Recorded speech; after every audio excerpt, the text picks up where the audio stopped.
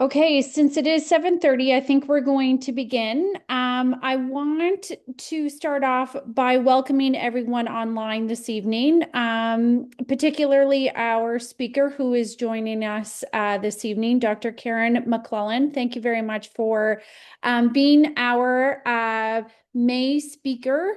We're very excited to have you. I'd like to take a minute to tell you a little bit about our speaker this evening.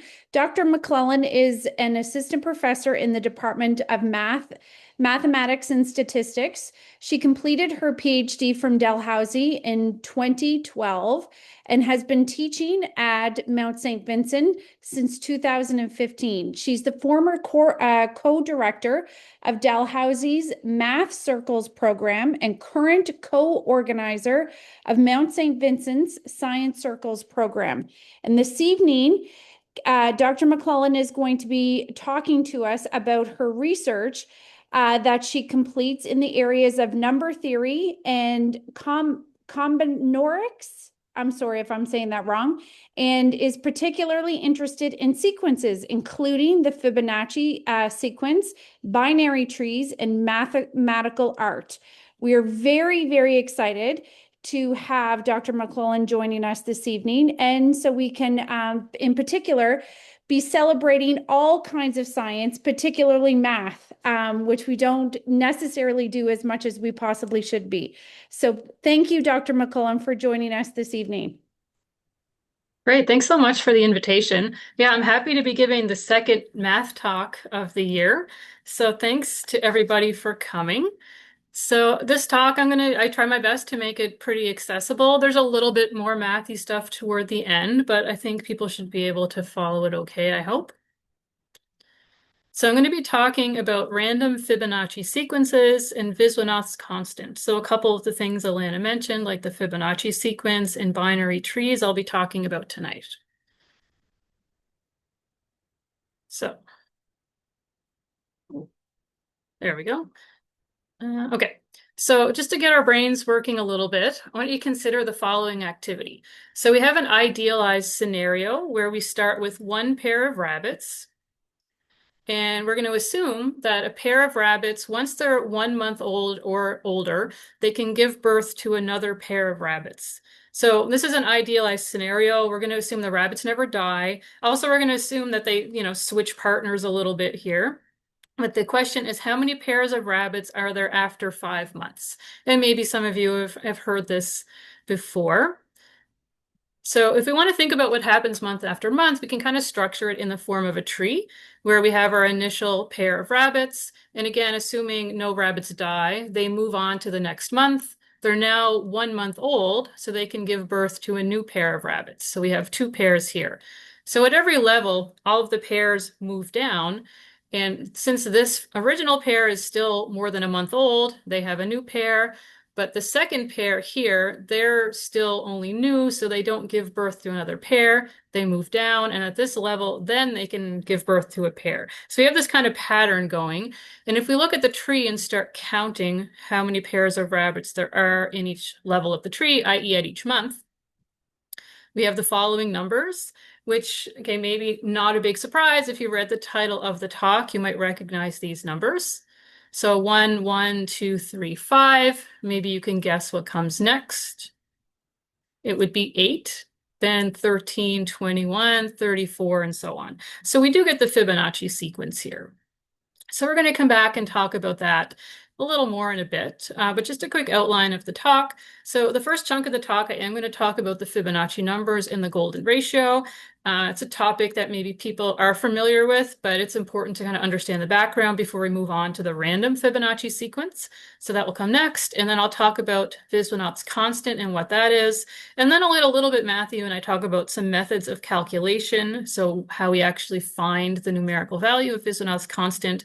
If there's a little time at the end, I might talk about periodic coefficient sequences, but that'll depend how long this takes.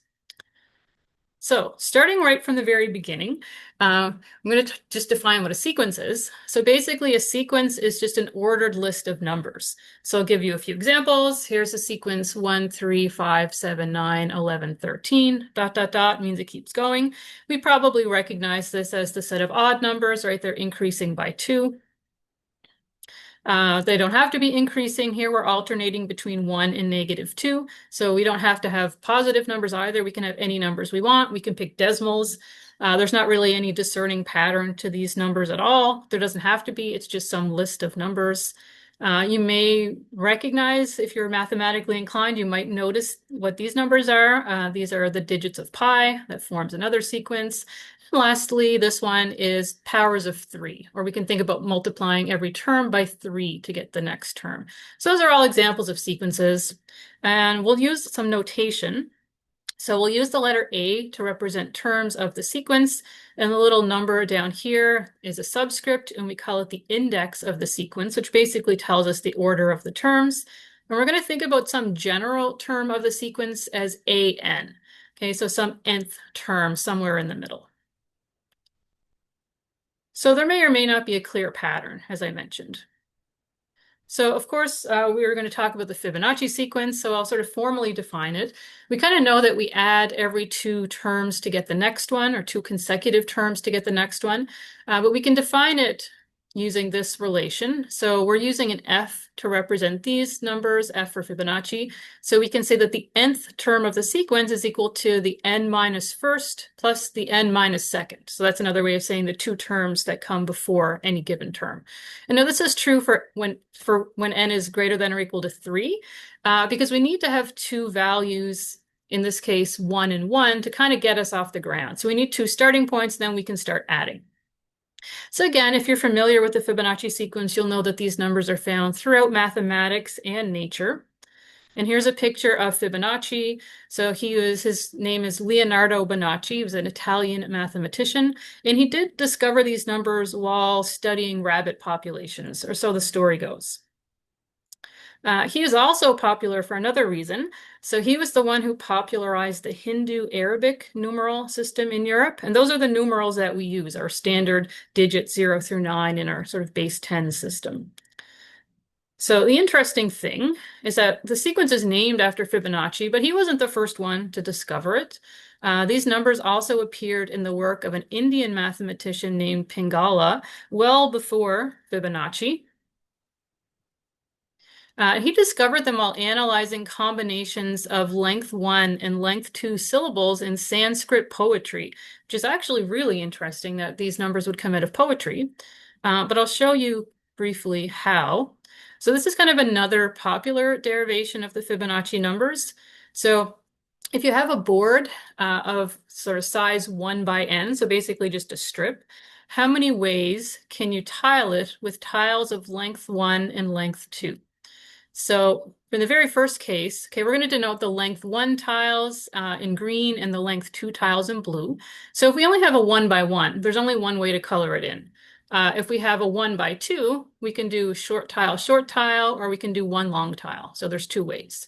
If it's length 3, we can do short, long, or long, short. And then you can kind of go through and exhaust all the possible combinations. If you do the next 2, you'll see that you get 5 and 8 possible combinations respectively. So this is another way to derive the Fibonacci numbers, is this tiling problem. And kind of the reason for that, the Fibonacci relationship is kind of hidden in there. So if we look at an example, if we look at the length 4 strip here, if you think about the fact that you can either start with a short tile, which is green, or a long tile, which is blue. If we start with a short tile, that leaves us 3 tiles left to fill in. And the number of ways we can do that, well, we already know that. It's the previous one. So these 3 precisely are right here. If we start with a long tile, the 2 blues, well, there's 2 left, and we can fill those in using the number of 2s, which you know there's 2 ways to do that. So basically the number of ways to tile any given length is going to end up being the sum of the previous 2. So there's that Fibonacci relationship hidden in there, which is really interesting that it kind of came out of poetry as well. So again, if you know anything about Fibonacci numbers, you might think about flowers. You know that they appear in nature. So one of the ways they appear in nature is through the number of petals on various flowers. So it's very common to have flowers with a Fibonacci number of petals. So you can see an example here of 3. Hopefully you can see my pointer, 5, 8, 13. And I believe the other one down here, this daisy, is 21 and then 34. And it's actually not uncommon to have daisies with 55 and even 89 petals. So there are reasons for this, mathematical and biological reasons. You might also know that the Fibonacci numbers appear in spirals. So if you have a flower, kind of looks like a sunflower, but it's something different. If you can see spirals sort of clockwise and counterclockwise, and if you count the number of spirals in each direction, you'll more often than not get a Fibonacci number as well. Same thing if you start really analyzing your fruit and vegetables, you might find Fibonacci numbers like pineapples have spirals going in different directions as well, and the number of spirals that wrap around are often Fibonacci numbers. And again, we can find them in vegetables like this Romanesco broccoli as well, which is really cool, and it's also a fractal. So I have this website down here. This is kind of the definitive Fibonacci website. It's run by a guy named Ron Knott. So if you just Google Ron Knott Fibonacci, you'll find it, and like everything you could ever want to know about the Fibonacci numbers is there, and it's very accessible and fun, and it's just a great, great resource. So a little more about sequences and about the Fibonacci sequence. So the Fibonacci sequence is an example of a recursive sequence. So it really just means that the terms in the sequence come from the previous terms, right? So we saw that for the Fibonacci sequence, each number depends on the previous two. It's called a recursive sequence. And we need some what we call initial values to get us started, right? So in the Fibonacci case, the first two terms are 1. So if we have another sequence like 2, 4, 8, 16, 32, 64, you probably notice a very clear pattern here. But we can also think about this as a recursive sequence. We might notice their powers of 2, but we also notice that every term is double the previous, right? So we could write this recursively as A1 equals 2. The first term is 2. And then every nth term is 2 times the n minus first term, right? So it's 2 times the one before it. So we can write this using this kind of a recursive relationship. Okay. So what we're going to focus on a lot in this talk is the idea of the growth rates of sequences. So the growth rate of a sequence really, it does just tell us how fast it's growing. So i.e., it tells us approximately how much bigger one term is than the previous term. And we're going to focus on exponential sequences here. So basically sequences where each term is some multiple of the term before, like we just talked about. So if we have a term, every term is double the previous, for example, that would be an exponential sequence. So one way to think about the growth rate of an exponential sequence is to take the ratio of consecutive terms. So we'll look at an example of that using the Fibonacci numbers. So I picked a few examples here. So if we take 3 and divide it by 2, we get 1.5. 5 divided by 3 is 1.666. 8 over 5, 1.6. 13 over 8, 1.625. We'll jump ahead a little bit. 34 over 21 is 1.619. And jump ahead again, 89 over 55 is 1.61818. So it kind of looks like we're sort of settling on a number. This 1.61 seems to be common. And it's true that if we keep going and take larger and larger Fibonacci numbers, we're going to end up sort of settling, or we say converging, onto a particular number. And maybe you know what that number is. It is the famous golden ratio. So the ratios of these Fibonacci numbers get closer and closer to a very special constant called the golden ratio. So it's 1.618033 ... Keeps going. So it's denoted by this Greek letter phi, and it's one of the most famous constants in mathematics. And again, it tells us the growth rate of the Fibonacci sequence. So it says every term in the Fibonacci sequence, at least when we get far enough, is approximately 1.618 times bigger than the one that came before it. So if we take larger and larger terms in the Fibonacci sequence and we divide consecutive terms, we can get more and more and more decimal places of this golden ratio. And if you're more mathematically inclined, you might know that this is called a limit. So if we take the limit as n approaches infinity of this ratio, fn plus 1 over fn, this is equal to phi. So basically just putting into symbols what I just explained in that process.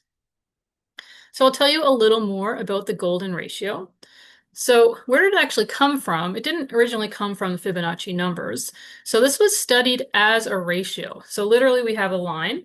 We want to divide the line into two pieces so that the ratio of the entire line, A plus B, to the long segment A is equal to the ratio of the long segment A to the short segment B. And there's only one way you can divide the line into two pieces so that it will have this property. So the Greeks were really interested in this ratio, which they called the divine proportion. In particular, Euclid was studying the golden ratio, and he showed that the exact ratio that allows us to divide the line with this property is such that A over B is equal to this number, 1.618. So how did he get that? We can do a little bit of algebra. So if we set up that ratio, as I mentioned, A plus B divided by A, and set that equal to B over A, or sorry, I have to write that backwards. It should be A over B. That's a typo. It should be A over B. So the A over B over A is equal to A over B. And then if we set B equal to 1 for simplicity, we end up rearranging and getting a quadratic equation from that. And we can solve that for A using the quadratic formula. So one thing to notice, and we'll come back to this too, is that this kind of parallels the Fibonacci recurrence. So if we take the Fibonacci recurrence and move all the terms to the left-hand side, and we look at the coefficients, they're 1, -1, and -1, and they match the coefficients in this polynomial, okay, this quadratic. Okay, so we're going to come back to that idea a little later. If we solve it using the quadratic formula, we get two roots, 1 plus the square root of 5 over 2 and 1 minus the square root of 5 over 2. And the larger of those roots, if you calculate it, 1 plus root 5 divided by 2, you will get precisely this number, the golden ratio. So it's found a lot in art, in architecture, in music, and this may or may not be intentional. So there's an example here of Da Vinci's Vitruvian Man, and he actually was a mathematician. He purposely incorporated the golden ratio into his artwork. So if you have a rectangle where the ratio of the side lengths are equal to the golden ratio, it's called a golden rectangle. And we can see some of these golden rectangles in his work. We can find golden rectangles and golden ratios in a lot of places. For example, the Greek Parthenon here, although it's not actually known whether it's intentional or not, this ratio is called the most pleasing ratio to the human eye. So people tend to kind of naturally build things with these dimensions because they look good. So sometimes it's intentional and sometimes it's not. So we can often find it when we go looking for it. People actually even incorporated it into music. I should have double checked this, but it might have been Bach, I think, who purposely composed pieces so that sort of the ratio of the different segments of music were equal to the golden ratio as well, which is kind of cool. So lastly, on the introductory material, you might, if you're familiar with the golden ratio, you might also have heard of the golden spiral. So if you take these sort of squares with Fibonacci side length, and you start attaching them in such a way that they create rectangles, they all fit together quite nicely because of this Fibonacci relationship, right? Like 3 plus 5 is equal to 8, and we can tack on an 8 by 13 and so on. If you set this up and then you draw you draw a curve through the diagonals of each of the squares. I know this is the mirror image, but same idea. You get what we call this golden spiral. So of course, also related to the Fibonacci numbers and the golden ratio. So in the spiral, we see a lot in nature as well. Like here in the sunflower, we can see these spirals, kind of spirals we counted earlier. They actually have the shape of a golden spiral. We can find it in galaxies. And this is one where people incorporate the golden ratio often into photography. So this is like a filter in a camera where people might want to place the focal point at the center of that spiral because it's apparently the most aesthetic place to put it rather than putting it right in the center. So you can actually get these sort of filters for photography involving the golden spiral. Okay, so we're going to talk a little bit more about growth rates, as I mentioned, and then we'll move into defining what the random Fibonacci sequence is. So in general, if we have a sequence AN, and we're going to assume it has exponential growth, we can define the growth rate in one of two ways. So this first definition is what we looked at before, where we take the ratio of consecutive terms and then let n get really big. Now these vertical lines are absolute value signs, which means we're basically just going to ignore if these numbers are negative. We're going to always take the positive value. So sometimes we don't really care if the numbers are positive or negative. We only care about whether the absolute value of the number is getting bigger as n gets bigger. So there is another way we can calculate a growth rate. And this one is, well, we take any term, an, in its absolute value, and we take the power 1 over n, or we can say we take the nth root of the number. So those are both ways, valid ways to calculate a growth rate, and we're going to look at both of those. So in general, we talked about the Fibonacci sequence, but its formula is an example of what we call a general second-order linear recurrence with constant coefficients. So there's a lot of words there, but it's fairly straightforward. Second order just means that any term depends on the two terms that come before it. Linear just means there's no powers like squares or cubes or anything on the terms. And constant coefficients, these numbers C and D, just means they don't change during the process. So for the Fibonacci numbers, those two numbers C and D, they're both equal to 1. So the other thing we should mention is that given a recurrence like this, it has what we call a corresponding characteristic equation. So kind of like I mentioned before, if we take all of these terms over onto the left-hand side, so that the C becomes a negative C and the D becomes a negative D, we can create a polynomial out of that. And that's really important because if we take the roots of the polynomial, the largest root in absolute value, meaning we don't really care if it's positive or negative, we call it the dominant root, and it tells us the growth rate of the sequence. So this is exactly what we did with the Fibonacci numbers before. We found the polynomial, we solved it and saw that the largest root was actually the golden ratio. So we can do this in general for more generalized types of sequences. So we'll look at a few examples of this idea. So we can create a sequence like this one, an is equal to 2 times the previous term plus 3 times the term that came before that. So if you really want to, you can calculate and double check that my numbers are correct. But we have 2 times 1 plus 3 times 1 is 5. 2 5s and 3 1s gives us 13, and so on. So we can generate any kind of sequence we want by sort of changing these coefficients that go in front. Now, if we want to think about the growth rate, how fast is this thing growing? One thing we can do is check the ratios. So I didn't go very far, but if I just look at the ratio of these last two terms, 365 over 121, we get 3.0165. So it's quite close to 3. So we might guess that the growth rate of this sequence is 3, meaning if I go farther and farther, these ratios will get closer and closer to 3. Now I can double check that by looking at the characteristic equation. So again, if I look at the coefficients, if I bring them over, I get a -2 and a -3. I get this quadratic. I can use the quadratic equation, or if you remember these things, you can factor if it's factorable. If we factor and solve, we get roots 3 and -1. So that tells us 3 is a dominant root and therefore is the growth rate of this sequence. So we kind of guessed correctly here. So basically, again, just means each new term in the sequence is about 3 times as big as the one that came before it. So here's another sequence, 2, 1, 3, 4, 7, 11, 18, and so on. If you look at that for a moment, you might notice there's a pattern in the sequence. So I didn't give you the recurrence, I just gave you the sequence this time. So how is this sequence generated? Well, you might see that every term is simply the sum of the two previous terms, just like the Fibonacci sequence. But the numbers are different because we started with 2, 1 instead of 1, 1. And this is another very special sequence called the Lucas sequence, named after Edward Lucas right here. And because of that, we use L's. So we can change the letters for the sequences to be whatever we like. So you notice that this has the same relationship as the Fibonacci numbers do, which means if we find that characteristic equation and solve it, we're going to get the same thing, meaning this has the same growth rate, which is phi.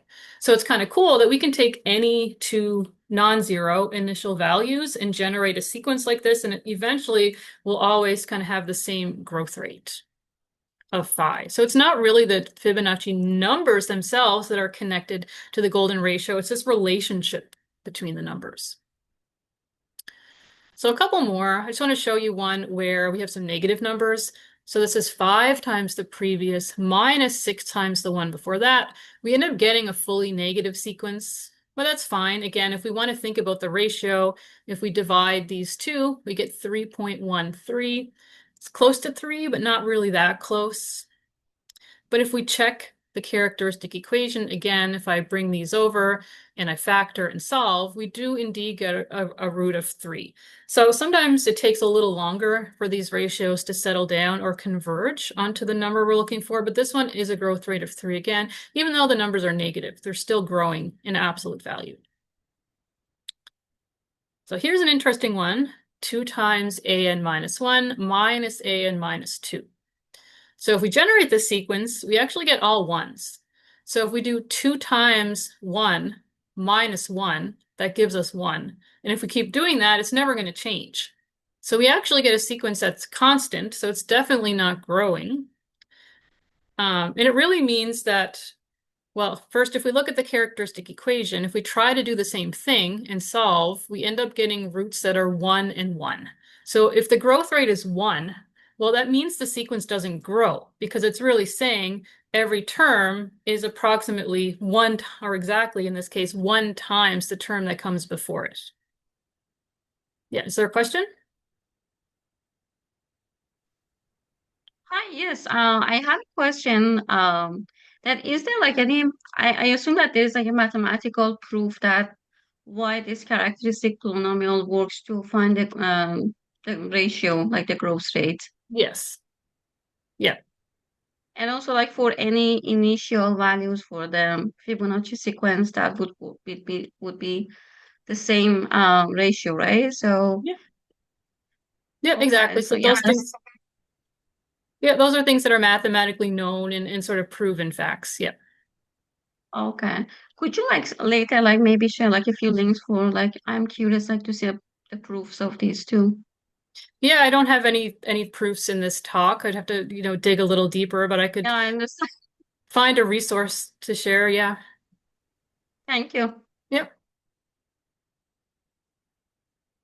Yeah, so I am kind of, glancing over some of the more technical details, but yeah, there's some theorems and proofs behind the reasons for these things for sure. Um, so one more, and then I'll get into talking about the random aspect of this talk. I picked another sequence that's kind of different. This one is an minus 1 minus 2 times an minus 2. And if we look at this one, it's not actually strictly increasing. You'll notice it's going up and down, and it's also alternating between positive and negative. So it has a slightly different behavior. Now, the interesting thing is that if we look at the root of that polynomial, we actually get a complex number. So we're not really going to get into complex numbers in this talk, but if you know what they are, they come from the square root of -1. They're kind of complex or imaginary numbers. And when we have complex roots, we have sort of sequences that behave kind of differently.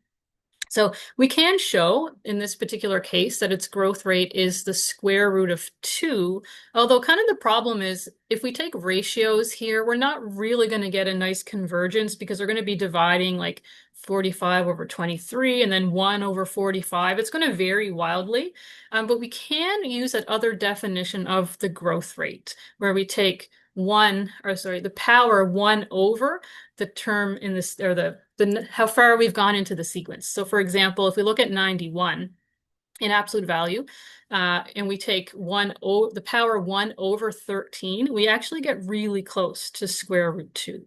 So in this case, it's easier to look at that second definition of the growth rate, and we're going to come back to that a little later too. So there's a reason why I'm showing you some of these sequences. So we'll now get into the main topic, which is the random Fibonacci sequence. So we know a bit about Fibonacci numbers and growth rates and sequences and convergence. So we're going to use all those ideas and think about this random scenario. So this was first introduced by Divakar Viswanath in 1999. And it's like the regular Fibonacci sequence, but instead of adding two consecutive terms to get the next, you can imagine flipping a coin. So if you flip heads, you're going to add the two previous terms. If you flip tails, you're going to subtract the two previous terms. So mathematically, we're going to write it as follows. So we're going to use T to denote random Fibonacci sequences. And this little plus minus sign in front, this is what's going to change. So sometimes we'll choose plus and sometimes we'll choose minus. This means P is probability. So the probability of choosing plus is equal to the probability of choosing minus, which is 1/2. So it really means there's not just one random Fibonacci sequence. There's really infinitely many, right? Because there's infinitely many ways to generate these sequences of plus minus. So they're all going to give different sequences. So of course, we're going to start by looking at some examples. So I generated a random binary sequence here of zeros and ones. And I've converted the ones to plus and the zeros to minuses. So we're going to use this sequence. And for simplicity, we're always just going to start with 1, 1.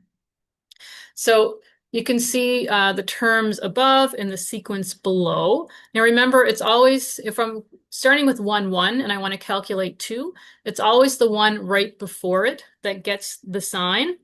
So if we it kind of amounts to being able to calculate it in order. So you go 1 plus 1 is 2, and then 1 minus 2 is -1, 2 minus minus 1 is 3, minus 1 plus 3 is 2, and you get the idea.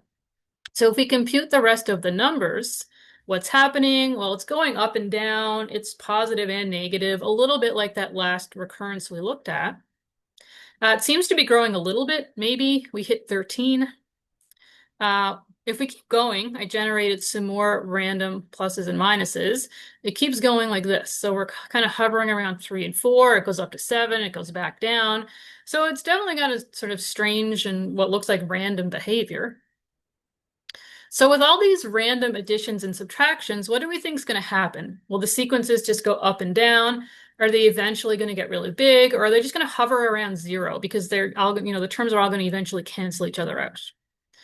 Well, we can look at some more examples to get a better idea. So here's another example. I think I chose 20 random signs. And here's the next sequence we get. So this one looks like it grows a little more than the last one. We actually get up to 37. But this one had more plus signs than the previous one. I think the other one had more minus signs. So I mean, there's that random fluctuation. So this sequence looks quite different than the other one. We see a little bit more growth here. So it's really hard to tell anything from really small examples. But what we are interested in is the long-term behavior of these terms, or rather the absolute value of the terms over time. So because of all the random fluctuation, it's going to make sense that we look at this nth root definition of the growth rate. So looking at ratios is not going to be quite as helpful, but if we take each term and calculate the nth root and let n go to infinity, something may happen if we let n get big enough. Okay, so here's another computer calculation. So here, I think it's 100 terms, and you can read them down the columns vertically. And you can see that, again, we have positive and negative numbers, but this one, you can see the trend is that, yeah, they're definitely growing. I think we hit 73,000 right here. That might be the largest number, but you can definitely see that they're getting bigger. So in absolute value, again, just think about ignoring the negative signs. We just care about the value of the number. These terms do seem to be getting bigger, but pretty slowly if we think about it. So this is 100 terms. Now, if you were to calculate 100 terms of the Fibonacci sequence, this is how big your numbers would be. They get pretty big pretty quickly. We do have that exponential growth where these ones really don't get anywhere near as big because there's so much subtraction involved as well. So it looks like they're growing, but they're growing pretty slowly. Now, I have some more data for you. So these are not the sequences, but the growth rates of 5 computer-generated random Fibonacci sequence of various lengths. So we have 5 sequences, and we check the growth rate after 10 terms, 10 squared, which is 100 terms, 1,000, and so on, up to 10 to the 6th, which is 1,000,000 terms. So if we look at what happens, you study these numbers, we're starting to see, at least when we get around 1,000, that this growth rate, this number of 1.13 seems to be popping out. And in the very last row, we have like 1.1318 up to about 1.1324. We're kind of in that range. So it's starting to look like something is happening. So even though this is a random process, if we let it go long enough, it seems like this growth rate, at least for these 5 sequences, is starting to hit on the same number.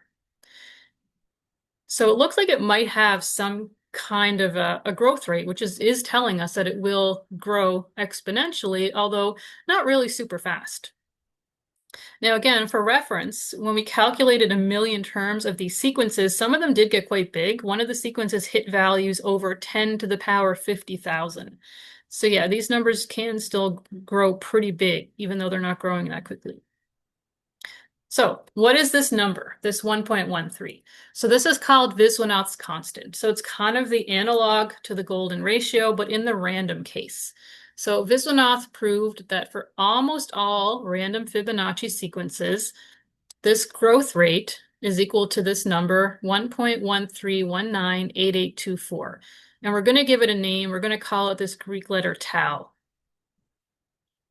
So the interesting thing, well, there's a few interesting things about this number, but these are all the decimals he was able to compute. Only 8. That's as far as he could get it.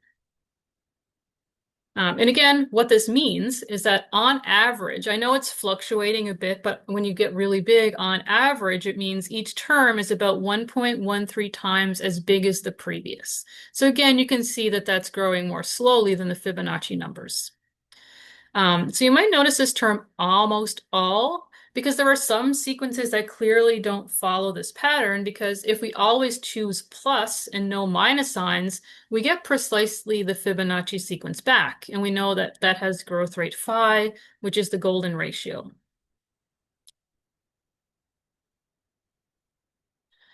So in 2007, another mathematician, Bai, extended the growth rate to 13 decimal places right here. Okay, and I think he was using the same techniques as Viswanath, which we'll talk about in a minute.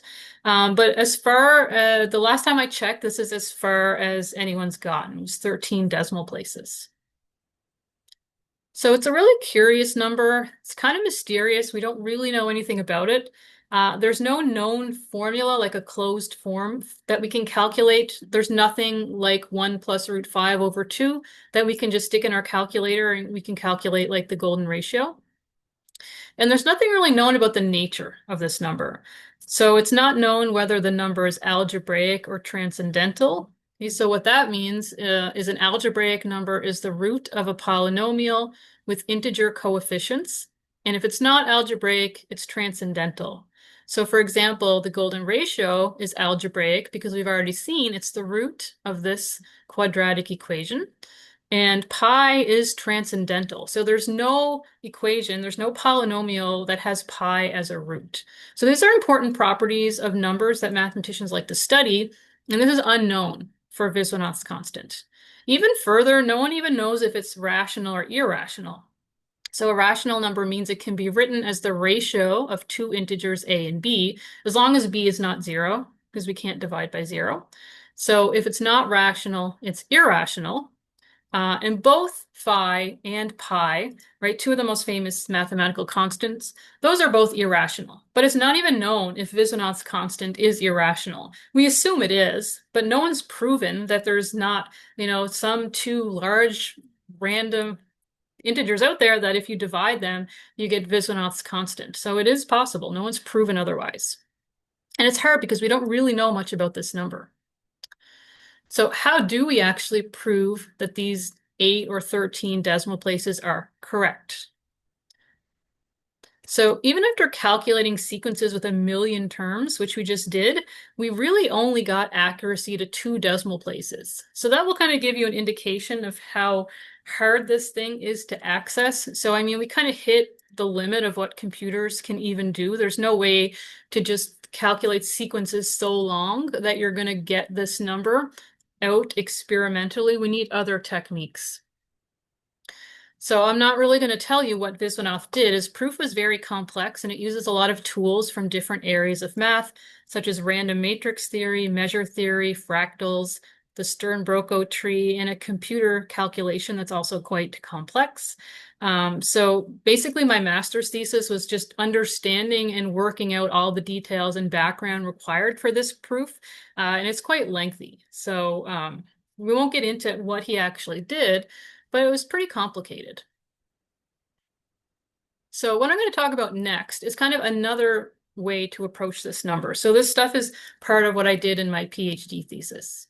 So another way to approach Viswanath's constant is to kind of remove the idea of randomness altogether. So he worked with a lot of techniques in randomness. I had mentioned random matrix theory, for example, so results about randomness, but we're going to try to remove the randomness entirely. So a way to do that is to think about, can we find the set of all possible random Fibonacci sequences of a given length and then somehow take an average? Okay, so maybe take an average of their growth rates, and maybe that will give us this elusive constant. So what we're going to do is represent this data using a binary tree, which we see here, which is basically a way to represent data where each node in the tree has a maximum of 2 children, which we'll call a left child and a right child. So we already saw one of these earlier when I showed you Fibonacci's rabbit tree. So that was an example of a binary tree. So here in the binary tree, the right child, if we look at 1, 1, we're going to let the right child be the sum of these 2 previous terms, and the left child be the difference. Okay, so down here, for example, 1 plus 3 is 4, and the difference between 1 and 3 is 2. So we're going to take the absolute value of terms as we go. We didn't do that before, but it turns out that if we take absolute values now or later, it doesn't actually change the set of all possible sequences. So we're just going to think about getting rid of negative signs as we go. So this is at least up to, I think, 8 levels, the set of all possible random Fibonacci sequences of length 8, right? So again, we can trace down the tree. Plus is right, minus is left. So what does this tell us? Well, it's kind of hard to work with this tree, and there's actually a lot of repetition in here. So you'll notice you have 1, 1, 0, and then down here there's another 1, 1, 0, and another 1, 1. There's sort of a lot of, like, it's a little bit fractal in nature. There's a lot of repetition in there. So what we're going to do is prune this tree to get a new tree that we call R. And this was something that was done by a mathematician named Rito in 2007. So we're going to prune any edge that appeared at an earlier level of the tree, as well as the first edge, 1, 0. So this edge right here, 1, 0, we're going to get rid of it because if we keep going, we see that we have 1, 1, and that's kind of the beginning of the tree again, and another 1, 1 here. So it's all kind of repeated in itself. So we're going to remove that entire edge, and then anything else that's repeated. So here there's a 2, 1, and actually here there's a 1, 1. We already have a 1, 1 up here, so we're just going to snip this edge right there. So anywhere we find something, an edge we've already seen, we're going to cut it off. And if we do that, this is what we get left over. So it's actually a really nice tree that has a lot of really cool mathematical properties. And this is the tree that's going to help us get to that constant. So one thing we might notice, if I go back, that there are actually a Fibonacci number of terms in each row. So if we start counting, if we ignore the first one, we have 1, 1, 2, 3, 5, 8, 13, and so on.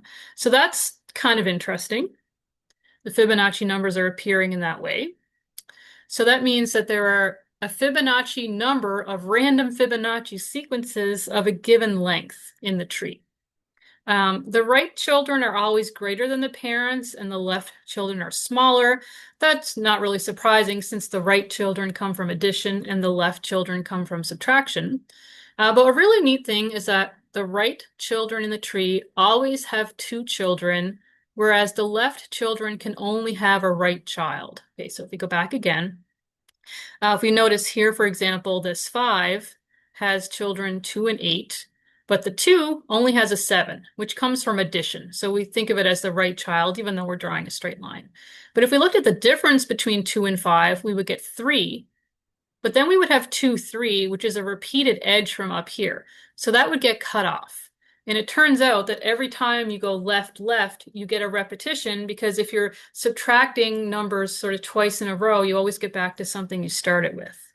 So it turns out that this pattern of not being able to do 2 lefts in a row is exactly what we saw in Fibonacci's rabbit tree.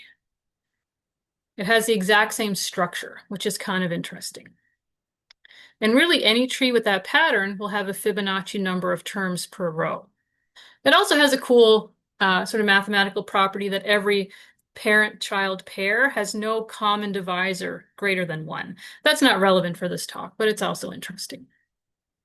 So what we're going to do is there's a relationship between R and T. So we're not going to get into the details of it, but because T is composed of R in a bunch of subtrees of R, if we think about it that way. So if we started with T and cut a bunch of stuff off that were all repetitions to get R, we can think of T as being made of R in a bunch of little R's kind of all stuck in there.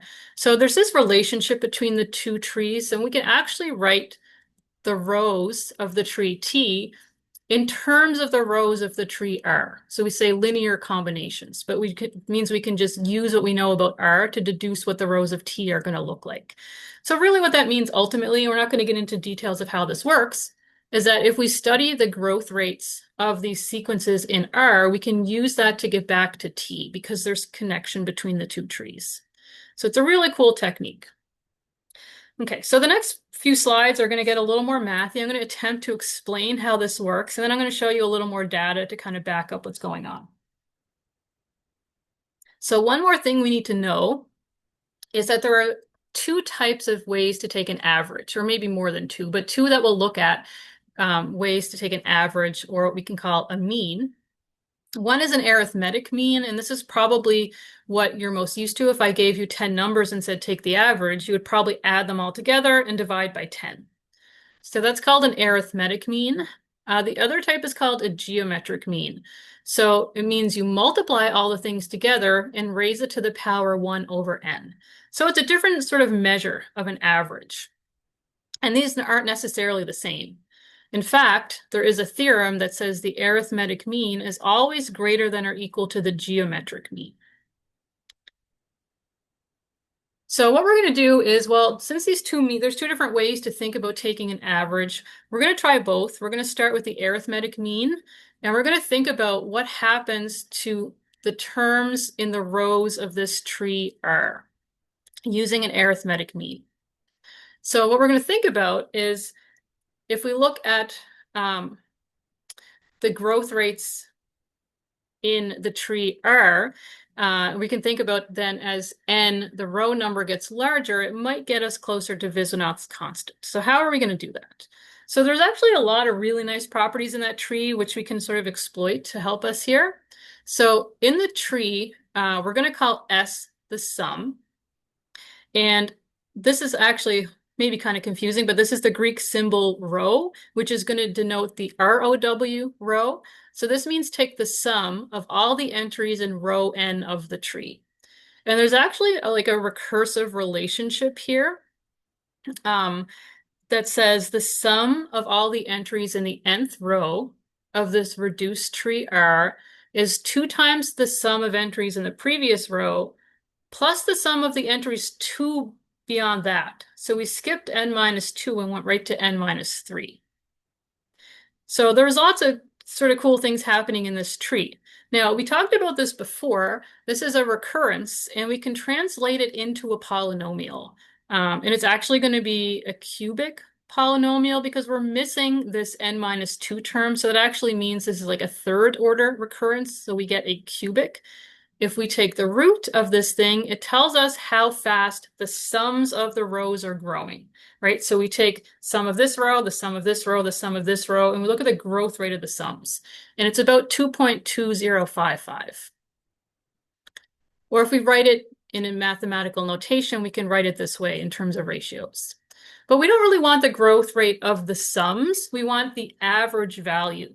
So if instead of looking at the sum, I take the sum and divide it by the number of terms in the row, I get the average value per row, and then I want to take the growth rate of that. And that hopefully will get us close to this mysterious constant. So skipping over sort of some of the mathematical details, if we're dividing by the number of terms per row, and if you remember, I told you there are a Fibonacci number of terms per row. This amounts to basically taking the growth rate for the sums and dividing it by the golden ratio, which is the growth rate of the Fibonacci numbers.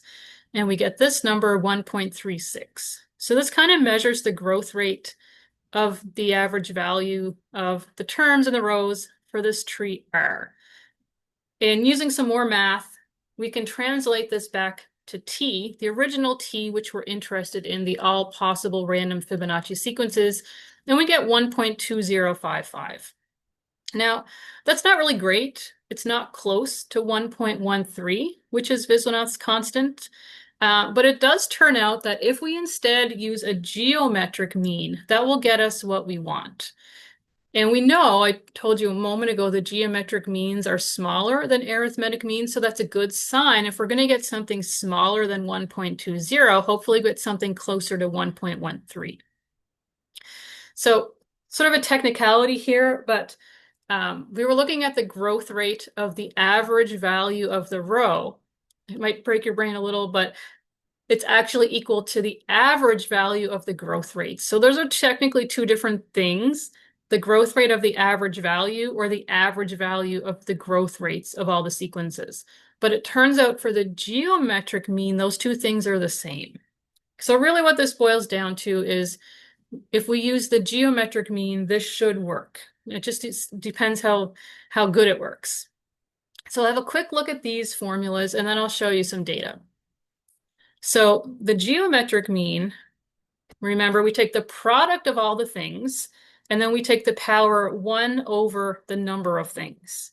So if we use P to represent product of all the terms in the nth row, and if there are a Fibonacci number of terms per row, precisely Fn minus 1 in this case, we raise it to this power. So this is the geometric mean for all the terms in the nth row. Now what we want to do with that is take a growth rate. So I told you before that if we're talking about, a sequence that's growing, we can either take the ratio of consecutive terms or the nth root of the nth term. These are two different ways to calculate the growth rate. So here are the two options. So this looks a little bit ugly. This is probably the most mathy slide. So we're taking this expression and we're taking a ratio. We're going to put 1 on the top and 1 on the bottom, and we're going to just change the index by 1. So these are consecutive terms. Then we let n get really big. And whenever this number tends to, that's going to be this growth rate we're looking for. Now we're going to call this growth rate rho. The other option is we take this number and we take the nth root. Okay, so that's this definition of growth rate. So we kind of have two options here, and maybe one's better than the other. It's worth checking both of them if there's two formulas that can get us where we want. So these are the growth rates in that smaller reduced tree R.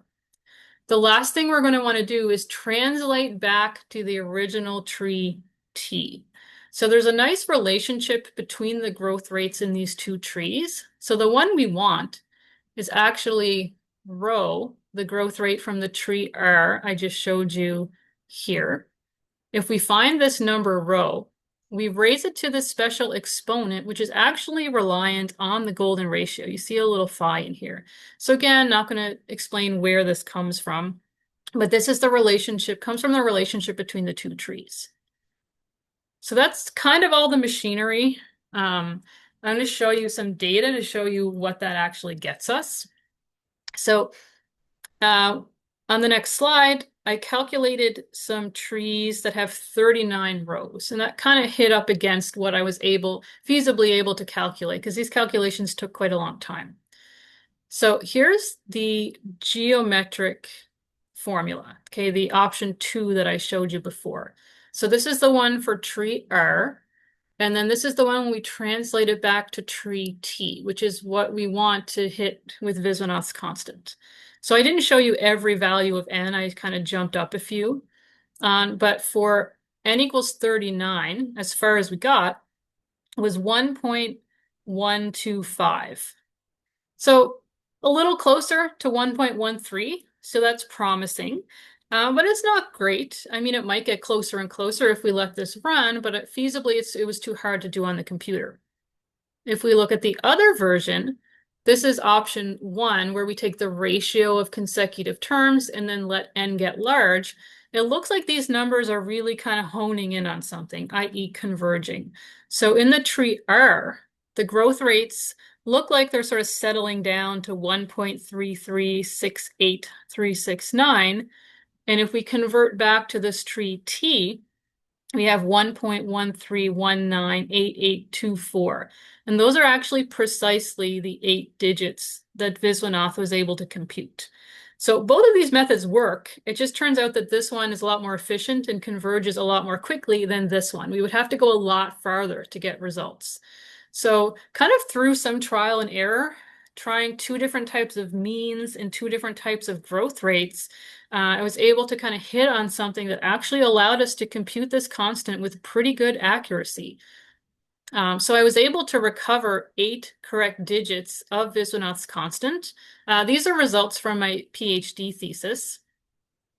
And this method was far simpler than Viswanath's computation. So he had a lot of complicated machinery about randomness, where this involved no randomness whatsoever and no experimentation either. I wasn't just running random sequences. I was looking at all possibilities and sort of combining them in some way to find an average. So again, just to give you some reference, at n equals 39 rows, in the smaller tree, this is how many terms there are. There's like 39 million terms in that 39th row. The original T, since it was kind of a full binary tree, every row had double the number of terms in the one before it. This one has this number of random Fibonacci sequences. So I guess 274 billion. So looking at all possible 274 billion random Fibonacci sequences of length 39, I was able to calculate this result to 8 decimal places. So this is still some older work from my PhD thesis, but I'm still hoping that a better computer program will actually be able to calculate more digits of this constant, because I think it's really interesting, and it's kind of, even to get another couple of digits that nobody had before would be really exciting for me. So I'm going to skip the last few slides since I'm pretty much at my time, and I'll just jump right to my references. If anyone's interested, I can go back to those, and thank you.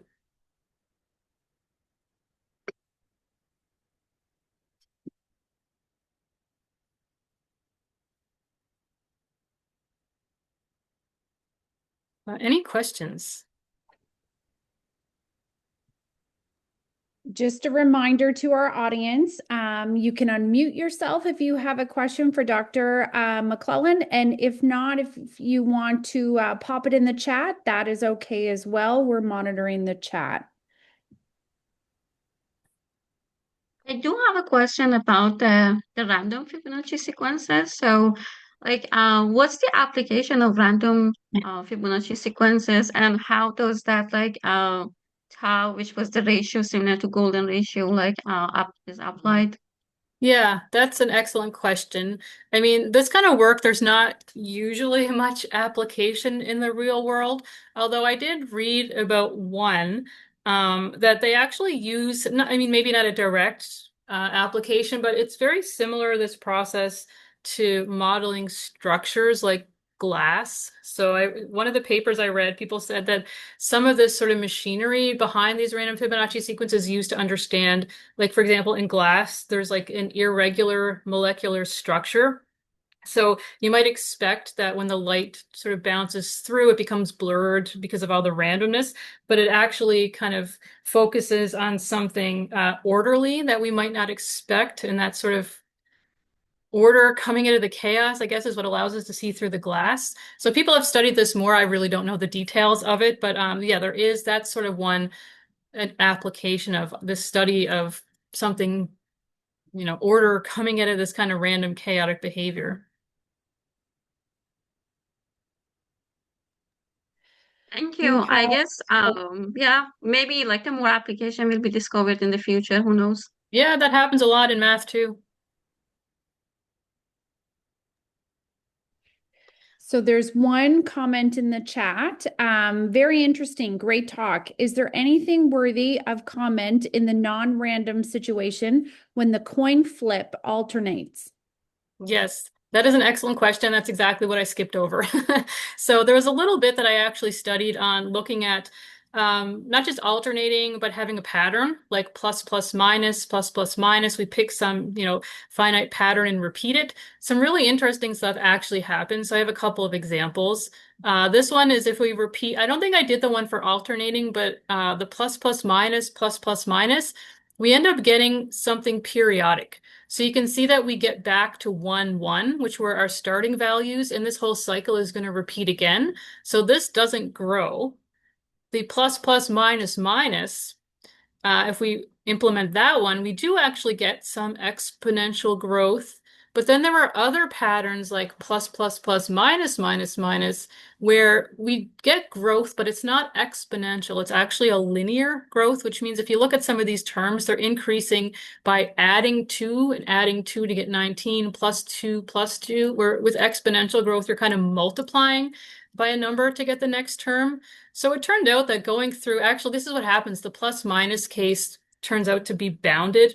I did a bunch of these examples where we were looking at different patterns and looking at whether the sequences are bounded, whether they grow linearly or whether they grow exponentially. So this led to a whole other area of study, and it was actually quite fascinating. So it's a really good question.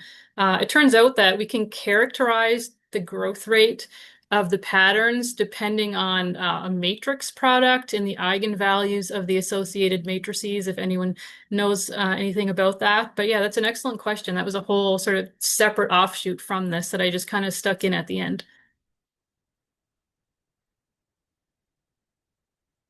I have a question, and this, Karen, it's Danielle. Okay, hi. This question might not make sense.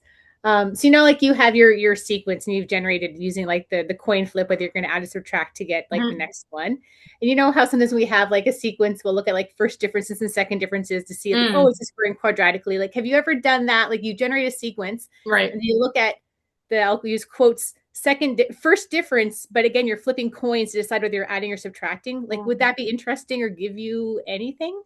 Yeah, I actually haven't thought about looking at the differences. I know you've done stuff with different sequences before, so I just thought, oh, I wonder if you've ever looked at it in this I haven't.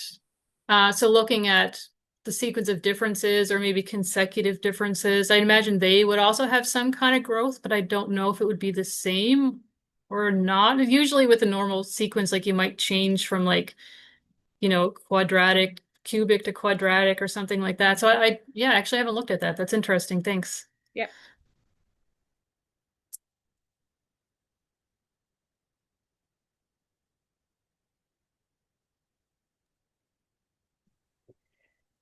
Any other questions online?